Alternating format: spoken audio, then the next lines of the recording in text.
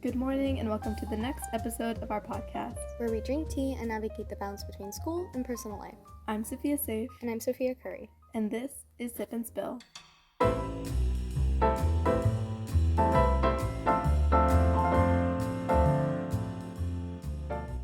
Welcome back to the Tea Journal. The topic we'll be touching on today is the therapeutic benefits of creative expression.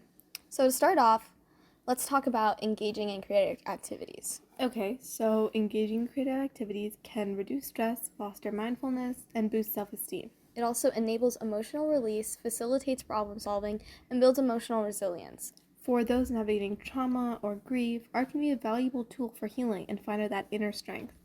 So I definitely have personal experience with that because I feel a lot of the times when I'm stressed and I don't like doing something, I creatively express myself. And I've seen other people do that. You know, I've seen people compose to get out of their feelings, express. Yes. Build things. Listen to things. Arts and crafts. Stuff like that. Yeah. So, engaging in creative activities, I mean, there's so many, like we just said, so many positive benefits from that. Mm-hmm. And,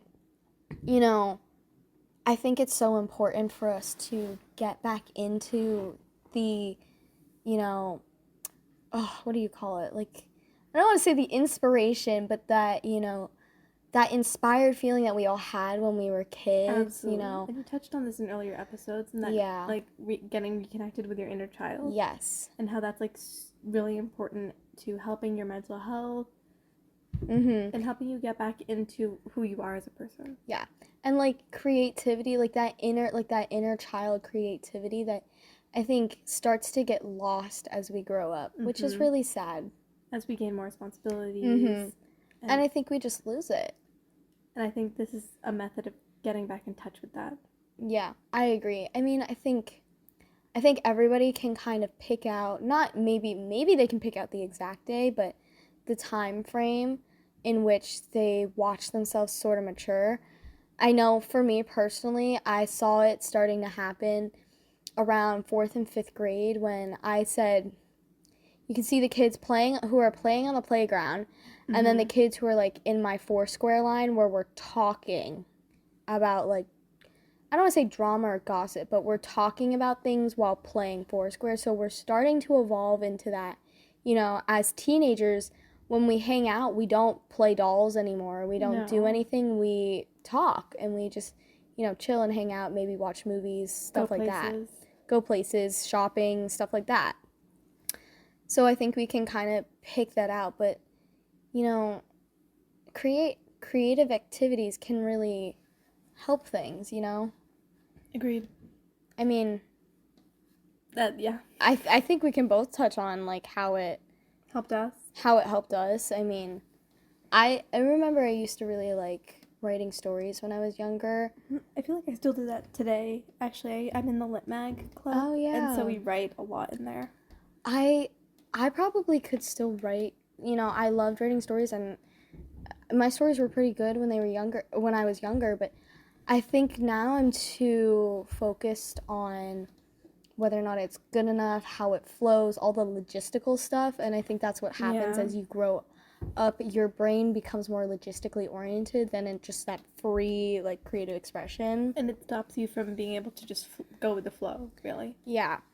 And I think, if you can get back in touch with that, you're able to kind of release, I don't want to say your true self, but, you can release the core of your being of, who you truly are versus just your responsibilities and what has grown from maturing and, those responsibilities. Although maturing isn't bad. No. And it's not a bad thing. You talked about this before as well. You can mature those, childhood, plays. Yes. And turn them into something that's, good for you. Turning, you loved your play kitchen. Oh, I love my play kitchen. Turning that into, learning how to cook or bake. Yes. And I always loved, I think that, you heard of, the Easy Bake ovens, where it was just, the fakest of fake baking, but you could cook something, and I was, fascinated by it. I was like, oh my gosh, I want an Easy Bake oven. that's so cool. And I would like fantasize about cooking in my room. Like, I don't have to go to the kitchen. I can cook in my easy bake oven. Like, it's just so like ridiculous. But it was Absolutely. like it But it was was something. so but it brought joy and it Mm-hmm. brought something else to your life that wasn't too goal oriented and achievement based, and that's something we'll get into in another episode. Yes. But yeah, I mean, it's such a good tool for navigating personal turmoils. Yes. Yeah. Turmoils and finding your inner strength and healing. And just even normal everyday like break. Absolutely. So I think the main takeaway would be, creative expression is really important to who we are, and Mm-hmm. even if you're not like, I don't want to say even if you're not like a creatively oriented person, but finding what you used to do when you were younger that kind of was more creative and more free in that Absolutely. expression can help, it can help grow your brain in a sort of way too as well. So it's a valuable tool for, realigning yourself with who you truly are. I honestly feel like. So that pretty much wraps up our tea journal for this week.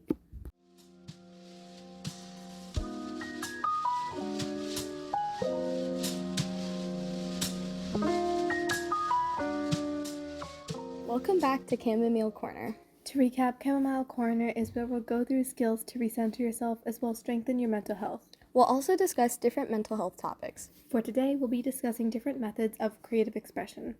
So I know back in the tea journal we were talking about, realigning yourself with your inner child. So getting into play is... We talked about this in episode 5. Yes, we did. So, one of the things that we had mentioned, or that I had mentioned, was Play-Doh dioramas, or just Play-Doh in general. One of the things that I really liked to do when I was younger was play with Play-Doh and make things and kind of just like create my own world. And I kind of did this with Legos too. Like I would make like jungles and and use those like Lego toy kits to make things. Loved.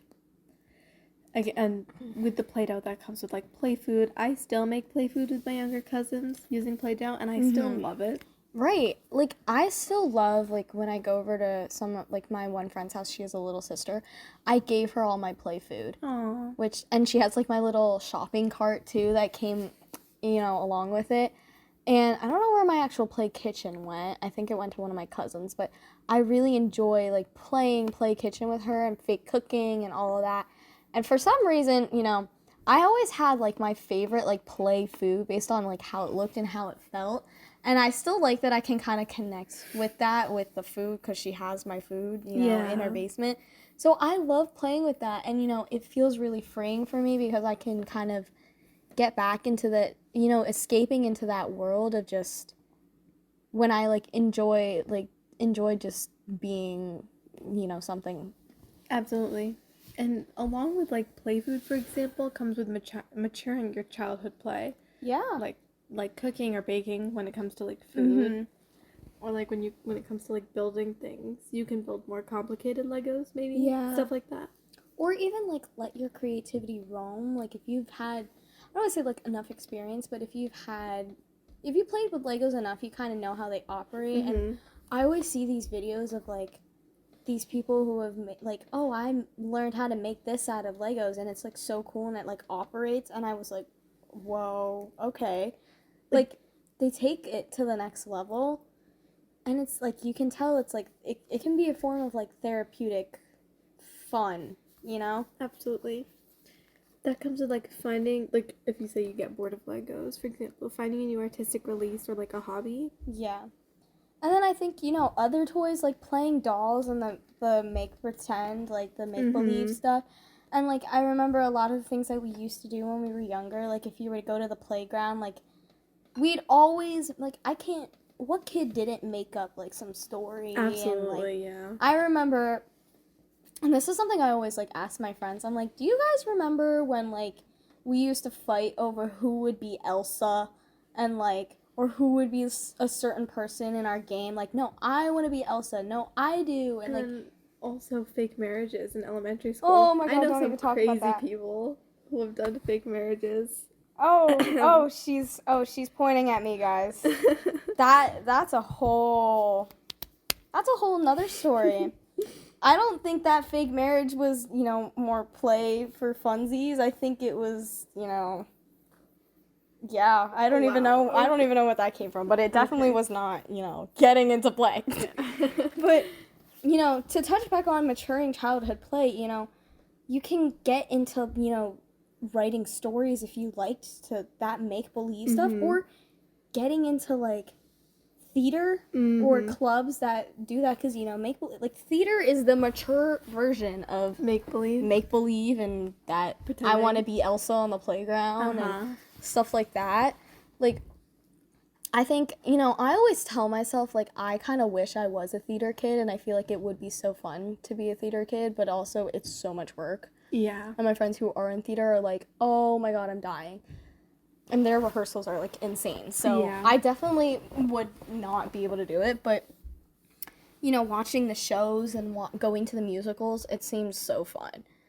So, finding a new artistic release / hobby, like... Yeah, like painting or watercolors. I used to love watercolors as a kid, and I still do. Recently I got back into it after our episode on getting back into play. Really? Yeah. Interesting. And then clay sculptures. I'm watching Anne with an E, and it's just completely random connection, but one of the kids on there, like, found his artistic release, like, releasing his trauma and all that through, like, he used to draw. And interesting. Finding a new artistic release was, like, clay sculptures for him. I like that. And honestly, we can get into a whole thing about, like, TV shows. Like, we're definitely going to have an episode on, more pop culture stuff, TV shows and music and stuff, and how we connect to it. But I think that's really cool because I really want to take painting at our high school. Like, I wish I could take those artistic classes. However, I don't have space in my schedule, which makes me really sad. Me too. Because I feel like that would be such a good release during my day.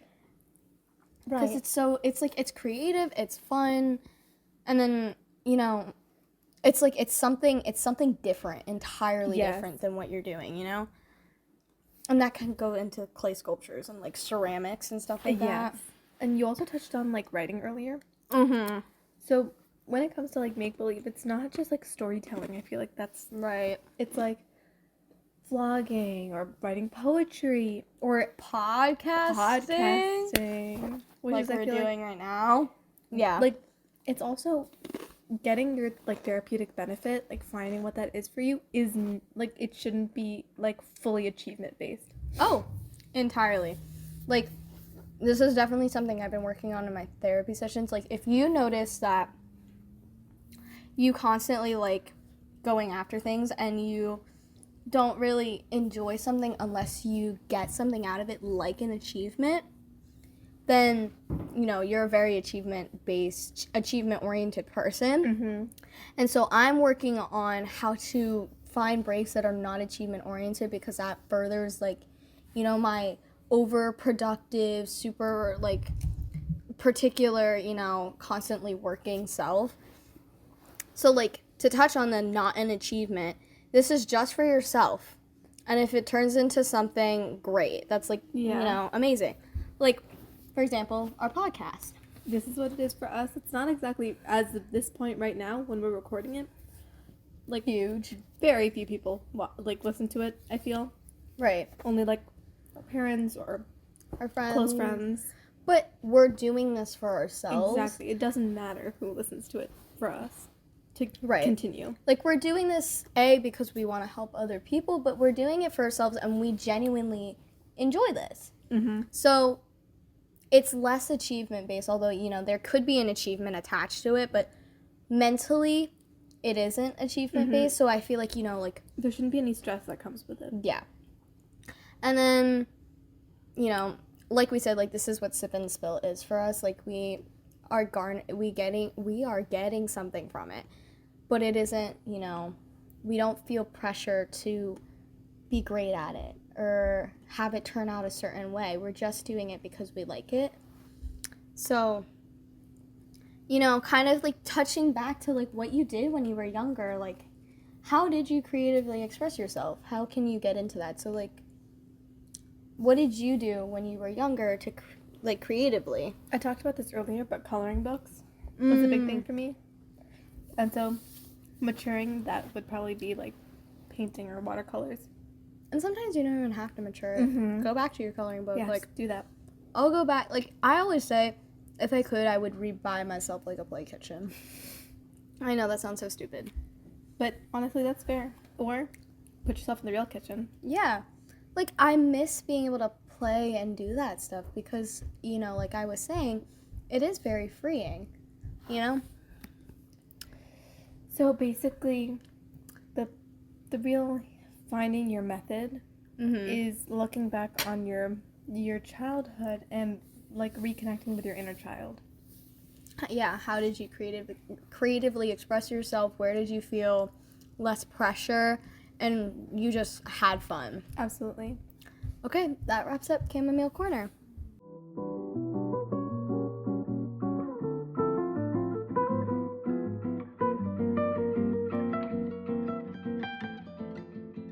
Welcome to our new segment, A Sip of Serenity.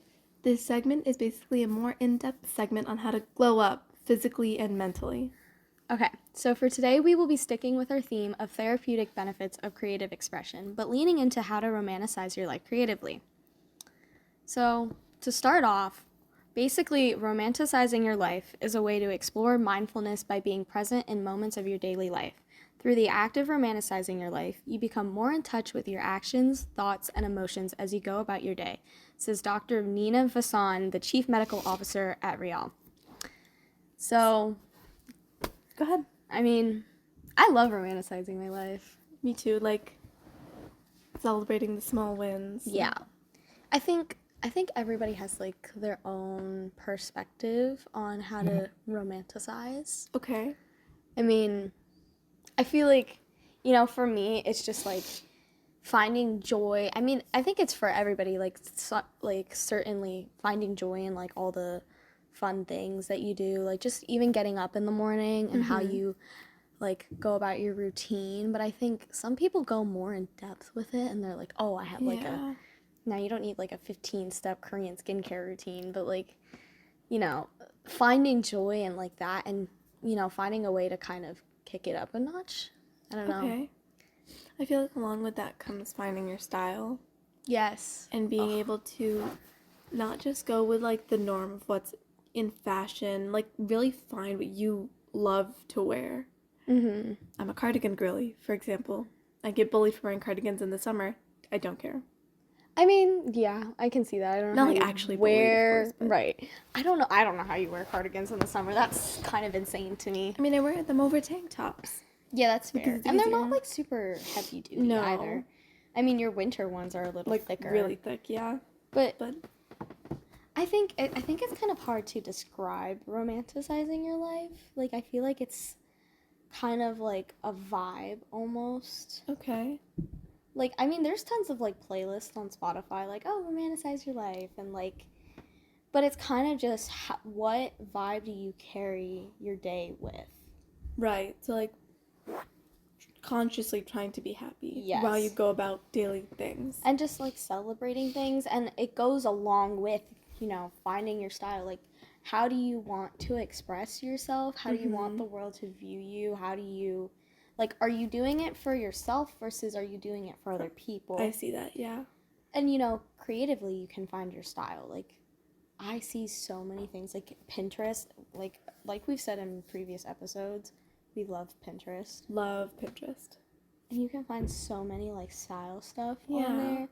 And it's just, like, and you, like, are like, oh, I want to dress like that and whatever. And like, just try it. yeah. Like, literally, you could go to a store, pick out a bunch of items, and try them on. See what you like, see what you don't like. And I feel like everybody always complains about, like, you know, oh, I don't have clothes. And I saw, like, yesterday, it was like, no. I have clothes, but I don't have outfits. And I was like, that's a good point. Like, I always feel like I'm like, oh, I can't build an outfit. And I was like, what outfits were I wearing before I bought this like, these pairs of clothes or whatever. And, like, now I'm consistently wearing these outfits. And I'm trying to, like, it's just, like, it's so hard. Like, I have things in there that I probably could make it, but it's, like, it's so hard to look. And then, you know, the things that you do want that they're like, oh, my God, that's so expensive. Yeah. And I think that's the other thing. But you can, like, Amazon and guilty pleasure Shein, like, it's not, like, you can find, like, cheaper versions. Like, Yeah. Amazon has, like, really good clothing. Also, thrifting is a really good option if I you want to wanna go look thrifting. through, like, ages of different clothing. I want to go thrifting. Me too. But, okay, now I have a thrifting partner. Because Yeah. I was like, I have nobody to go thrifting Same. with. So now we can go thrifting. Okay, perfect.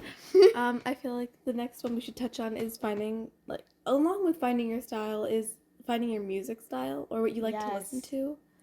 Yeah. So I feel like these are all very, like, creative expressions of yourself. Like, how do you express yourself your own way? And I feel like music says a lot about it. Like, I really, like, you know, of course, like, we grew up listening to, like, the music that's just popular today. Yeah. But, you know, I think with, like, Spotify and SoundCloud and Apple Music and just having everything on demand. Yeah. It's probably easy to listen to what you like rather than having to listen to the radio. But it's also easier to find what you might like. True. Like, COVID was, like, a real shift in what I liked to listen to. Now, I've always grown up, like, listening to, like, classical and jazz, you know, along with, like, you know, the hip-hop, rap, whatever of today.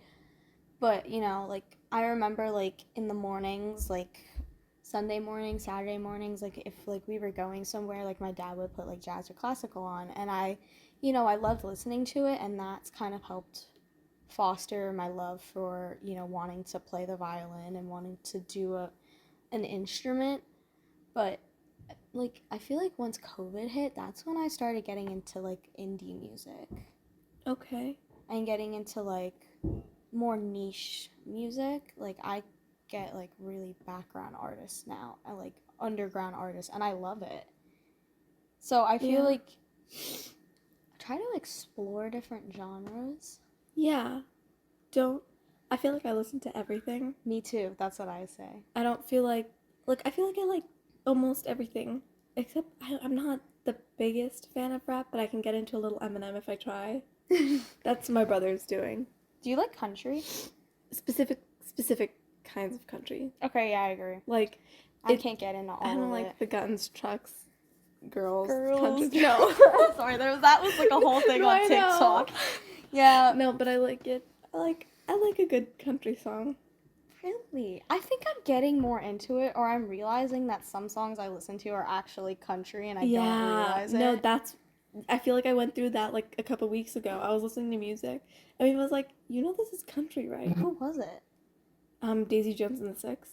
Oh. I have their vinyl. I want vinyl so bad. I feel like that's another part of romanticizing your life, like getting into that music and being a part of that and being like, yes, like I have vinyl, and doing up your room and like making your room in a certain aesthetic. Absolutely. Like decorating your life the way you want to feel. I feel like I've heard things like your person is your avatar. Ooh. And like you can customize it the way you want to. Yeah. Do you listen to Phoebe Bridgers? I do. Not very, like, specifically, I listen to Boy Genius more. Okay. Which she's a part of, but... Oh, yeah. Oh, I didn't know that. Really? No, I did not. Rima introduced me to Boy Genius. Oh, cute. Yeah. I was listening to one of her songs, and I'm like, this is kind of country. Now that I'm realizing it, and I go, and I didn't think it was, like, country-ish. But it's nice. I think it's because she doesn't have the twang in her voice. Oh, yeah. Like, I can't get into, like, the twangy. Like, for some songs, it's like, okay. Like, I feel like country for me is a very much acquired taste. Mm-hmm. Like, I always say I like almost every genre of music except for, like, death metal rock. How dare you? Do you actually listen to that? When I say listen to everything, I mean, most recently I feel like, okay. I feel like I tend to listen to artists more than I do a genre. So what usually happens is I'll get into an artist, I'll listen to their discography so many times that I know all their songs, and then I'll move on. So most recently I was not like death metal rock, but my most recent like artist obsession was like a rock band. See, I've grown up listening to rock because my dad listens to that. That's like his whole thing. from like classic like rock and roll to like heavy metal. Yeah. Like they're screaming in your face. Yep. And I'm just like, that I can't get into because I'm just like, there's probably some sort of musicality there, but I can't get into it because I don't hear it because I'm like, at some point it's more percussive than it is melodic. Okay. Now, some of the songs that from those like people, like the other day I was listening to like more 70s 80s stuff, and I love that time period. Me too. But a song came on and it was by Kiss, which was like a very like Yeah. it's like a rock band, and I don't typically listen to Kiss, and I looked at my phone, I go, oh my god, this song is by Kiss, and my dad goes, yeah, and I was like, okay, and it was one of the songs that I really like, and I had no idea it was by them.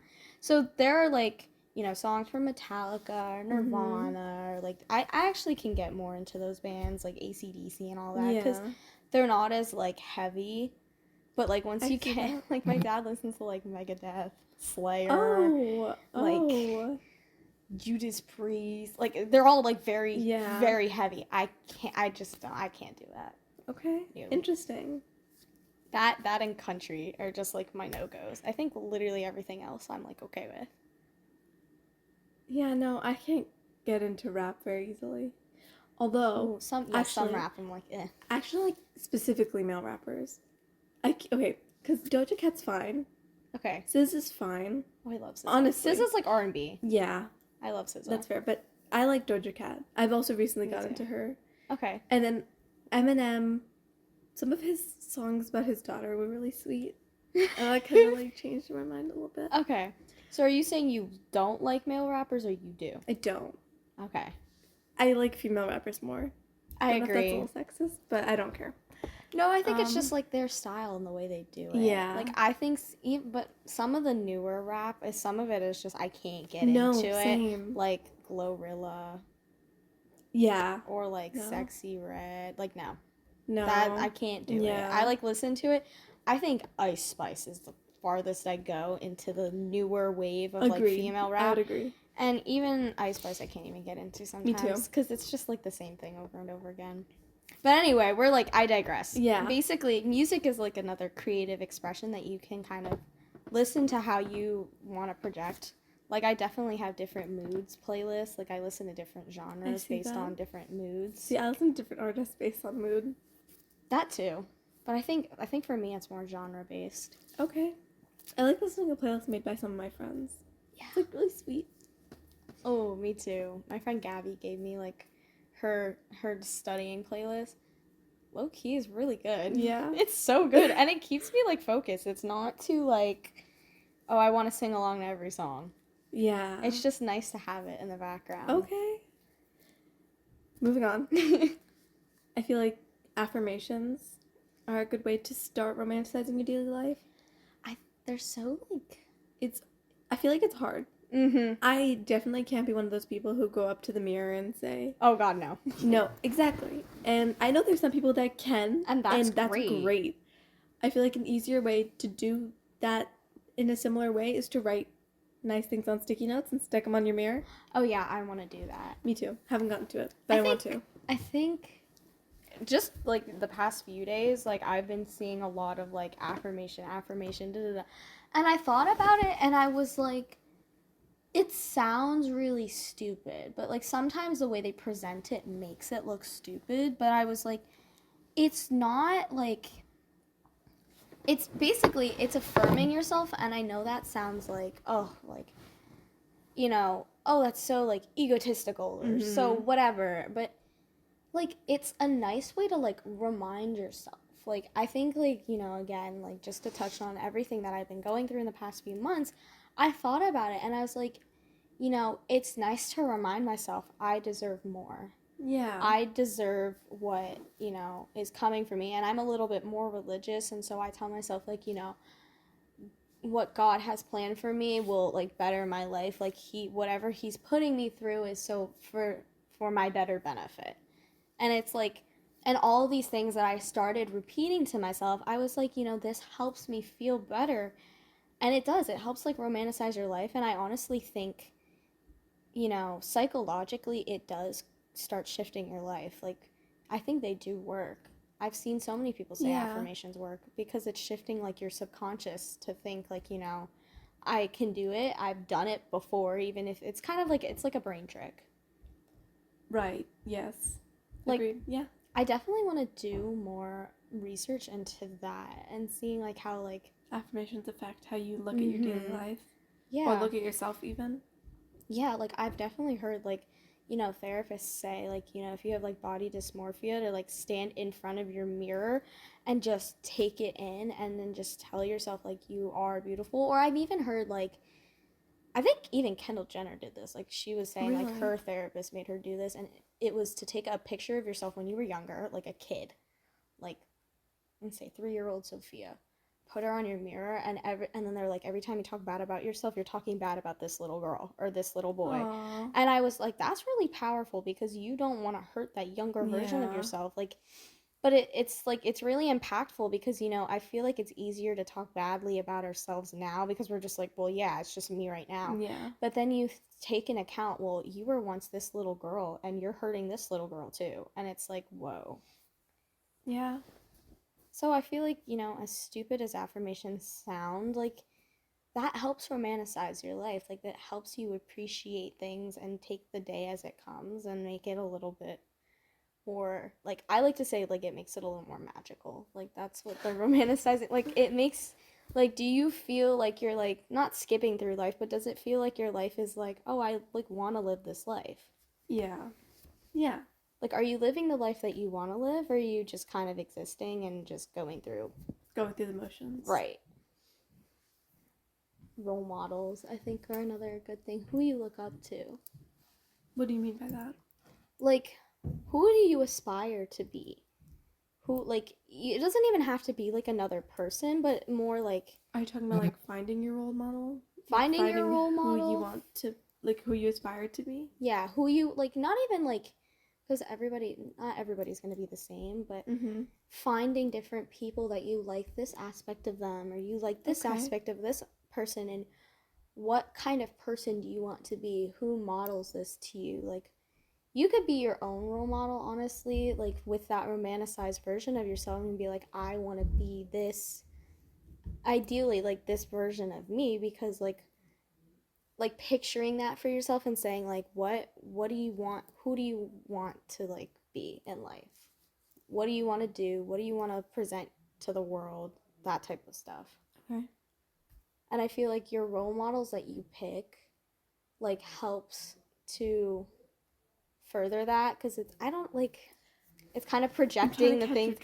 I'm like, it's so hard to explain. Yeah. Like I can see it, like if like for example, like I look up to like my mom, or I look up to certain doctors because I was like, they have done what I want to do in my life, and I was like, and I aspire to be like them. And it was like, how can I further myself and my, goals so that I can be successful like them, or, have a character like them, and kind of like, how can I grow myself? I see what you mean. Yeah. Okay. So I feel like I do this kind of not just to people that I look up to, but if I'm going about my daily life and I see an aspect of someone that I really like, yeah, I'm gonna try to apply that to my daily life. Yeah, that's what I mean. And I'm gonna try to be like that person, or even the opposite. Right. If I see something that's really annoying, I'm going to try my hardest not to do that. Yeah. It's like all about finding the things that you want to emulate in your life, or you want to have in your life. And so a role model might not even be a concrete person, and because I don't think like, I obviously don't want to be exactly like my mom. Like I want to have my own person, my own being. I want to contribute to the world in my own way, but also I want to emulate things that are from her, emulate some things that I get from other doctors, or even some of my friends. Like, yes, I think my friends I have are definitely some of the biggest role models in my life. I mean, you are who you put yourself around. Yeah. Who you're friends with affects you, regardless of whether you let it or not. Yeah. Like, you may think you're putting up a wall when you're talking to your not so great friends, but still what they do and what they say will seep in. Yeah, and I even noticed that, like, I even noticed some things that I would like find as like a pet peeve that I realized like, oh my gosh, I'm starting to do that. Yeah. And I was like, ew. Like I one of the biggest things I think was before I think I got into my relationship, I think I still typed occasionally with the you are or the with the you or whatever. And I don't really like to do that and I would Yeah. switch out of it. But since my relationship and after, I don't do that. Like I just physically can't type it. It looks weird. I don't Yeah. like it. And I was like, and I found myself typing words out more that I wouldn't always type out before. And I was just like, wow, like look at all these behaviors that started seeping in Mm-hmm. without my knowledge. Right. Or not It's even, subconscious for the yeah. most part. But also, romanticizing your life comes with consciously changing yourself for the Mm-hmm. better. Not because anything's wrong with you, but Yeah. because you want to emulate that in your daily life and because you think it will help you romanticize your life better. Yeah. And I think romanticizing your life is it's all about curating your life how you want it. It doesn't have to be perfect. Like of course Right. not. But it's curating it the way that's going to help you grow and enjoy life for like the little things and enjoy what you have versus, you know. I feel like it's kind of like making yourself a little personal mood board. Like Yeah. making you a mood board. Yes. Like And a taking mood pieces board from is different also things and like yeah. pinning them to yourself. Mhm. And also literally making a mood board is part of it. Agreed. Like I want to make a mood board. I really wish I I want to make had a a bulletin board. physical Yeah, me mood too. board. I wish I had a space for like a bulletin board. I probably do now because I think I took a bunch of stuff off my wall, but I want a bulletin board so I can print stuff out and like pin it on the board.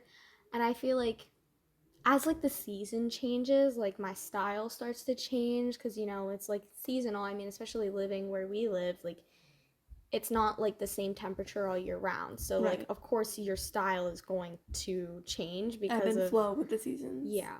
And I feel like my mood and what I even listen to sometimes Agreed. changes I definitely have a seasonally. fall playlist and a winter playlist. Yeah. Versus a spring and summer playlist. Like it's just like the vibe, but it's also like connecting with what's around you. Like what like how do you feel when you're like it's summertime versus like winter and fall time? Like I know like I love getting like cozy and all of that stuff and baking pies and whatever in the fall time. And that's another way to romanticize your life, leaning into the like seasonal aspects. Yes. Enjoying what comes with each season and looking forward to the next and what you can do.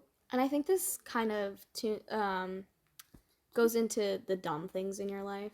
Right. Like, for example, if we're talking about fall, playing in the leaves. Yes. We haven't done that in years. And I have it on our list of our things to talk about here. I have dumb in quotes because they're not. We view them as like, oh yeah, it's stupid, but it's like, do you know how freeing it is to do that and to that just also, enjoy it? It kind of goes into getting into play because usually the dumb things in life are seen as childish in a way. And it's sad, but it's like, but that helps you like it. I feel like it frees your soul. Mm-hmm. Like, you know, when you see those aesthetic pictures on Instagram and all these other things, like you can see them doing like stupid things or going into that. And I feel like even if you are in a relationship, like do the stupid things, like enjoy running and playing in the rain and like dancing in the rain or just like dancing in your kitchen. Like I loved that stuff. And I was like, because it was just like, it was a moment, but it was a moment for you guys. And it was like, you truly connected. And I was like, there's no other like judgment from people. Right. And even if there is, it's like if you're truly living your life for how you want to live, it shouldn't matter. No. And as long as you're happy. Agreed.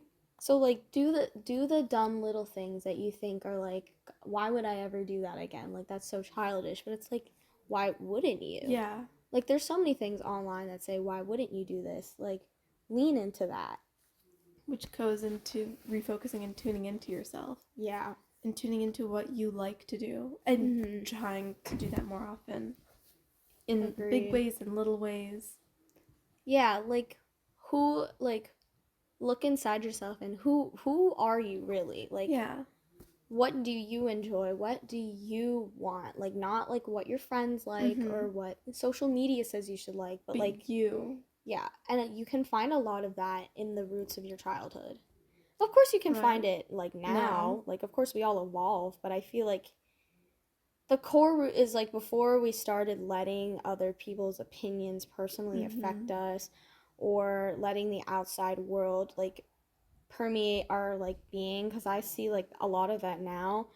And I think one of the things that we've talked about in the past was like perfectionism and all that. Right. And people pleasing. I Yeah. feel like that also plays in.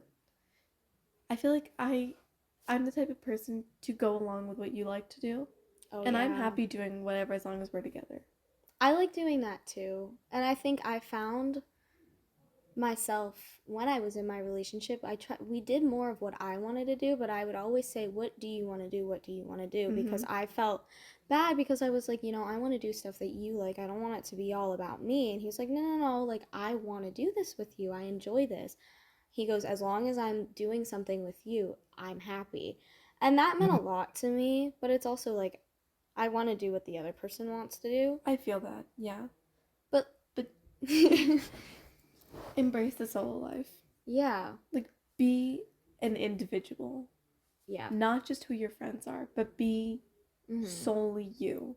Yeah, I agree. And you shouldn't have to, I always say this, you shouldn't have to change yourself for somebody. And I Mm-hmm. use that word sparingly because, some people are like, well, are resistant to growth because it is viewed as change. And it is a change, but I think there's a difference between changing your core versus growing yourself. And that was a big thing I would always talk about was like this is improving who you are and making you a better person. It's not changing who you are. Right.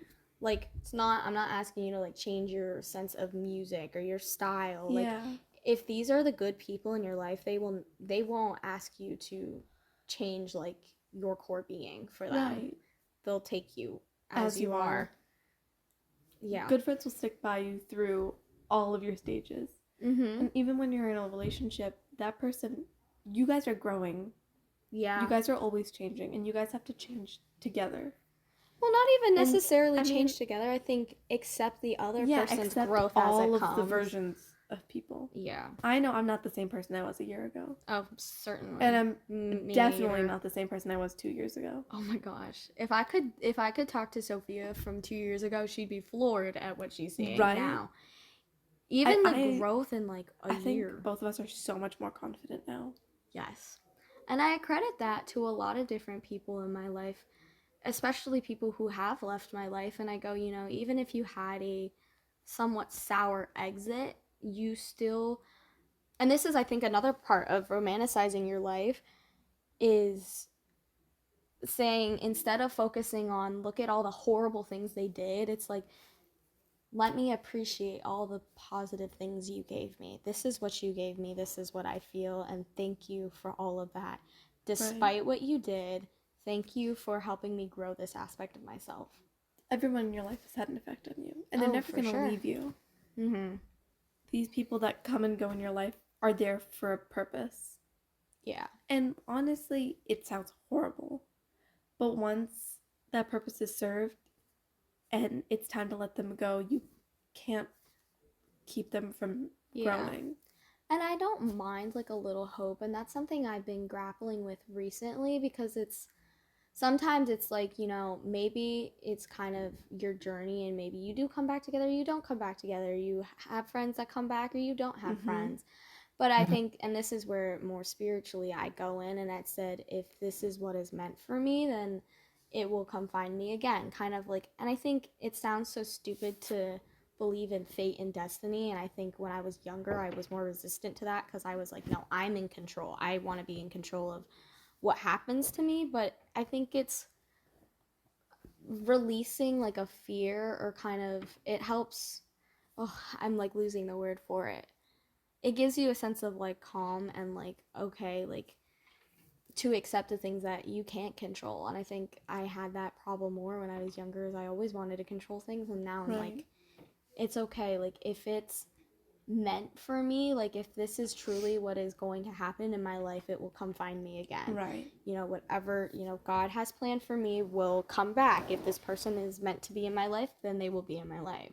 And religion plays into romanticizing your life. Yeah. If you have a faith, try and lean into it. Yeah. And maybe look into other faith. I mean, there's so many options when it comes to it. There's no right or wrong answer. It doesn't even have to be a religion. Sometimes you can just lean into a more spiritual aspect of like nature and just viewing how things change and connecting with what's around you in life, and not just kind of walking through it with like blindfolds and just kind of like taking it in and saying, okay. Because, you know, one of the great analogies that I saw, there was like a poem, and I think we literally read this on one of our school assignments. Oh, really? Like, I think it was on our English benchmark. I'm not kidding. Okay. And it was like a poem about like war and all this stuff and all these humanity destructions, but nature just kept going on. Yes. Like after humanity's gone, nature will still like nature will always persist, and like the sun will still rise and set. You know, at the end of the day, like you had a fantastic day or you had a horrible day, the sun's still gonna rise, the sun's still gonna set. Nothing's really gonna change. Right. And I think it's a nice way to look at life and say, you know, everything has, and your aunt was saying this way back in episode 3. She was. Nature is cyclical. Yeah. And I was like, and you know, it's gonna feel really bad now, but it'll get better later. And you're not gonna notice those stuff, like that stuff eventually. Okay. Right. So I think to wrap it up, just lean into who you are, and I think that's kind of like our mantra is like find who you are. For this segment, yes. For this segment. And maybe even for like that whole episode. You know? So yeah, Find yourself. Find yourself. Who are you? What do you want to emulate in life? You are your own avatar. You're your own mood board. Put what you like, take off what you don't like, and you change and flow. You ebb and flow with time. Oh, I feel like we could have so many mantras for this now. Yeah, well, you are your own mood board. I might like that one better. You are your own mood board? Yeah. Yeah. I like that. Okay, perfect. Okay, so that's the end of A Sip of Serenity.